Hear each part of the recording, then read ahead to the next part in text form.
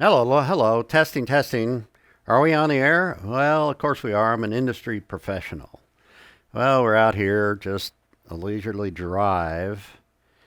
Mid-afternoon, South Kansas City. If you're really good, you can look up the numbers on the GPS, figure out exactly where this is. So I'm driving along here, and then, much to my surprise, what do we have here?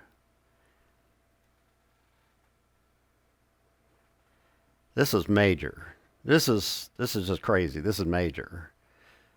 So I was able to flag the truck down, and the driver was really nice, and he called his dispatch, and they said, well, they're not responsible. I can say anything, which is true. They get beat on a lot, but I got nothing there. But as I walked away, the driver said, well, do you have video? And I was kind of going, well, yeah, I do. Come to think of it, I'd forgotten all about it. So I brought it home, and we're looking at it now. So we'll see what really happened. So this guy hits this expansion joint on the highway, and he's dribbling rocks all over the place. Now they said, well, we don't haul rock. They're a scrapper.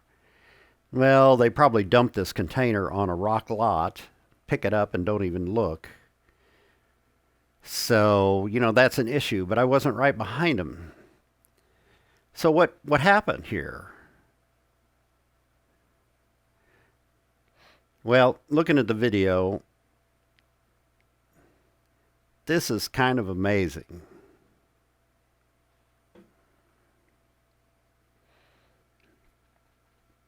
So somewhere folded up in that tarp is this unidentified flying object.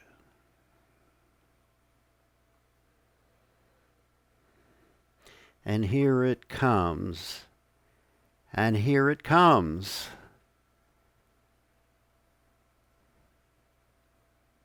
You think it could be the Jetsons? I don't know.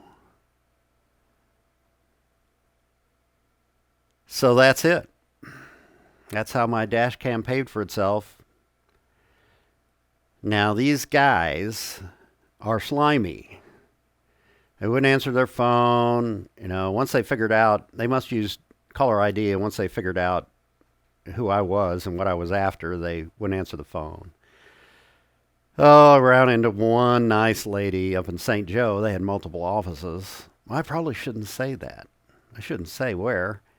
Anyway, I got another number, got in, talked to dispatch, sent them the video, and they paid for my windshield. So there you go. Thanks for watching.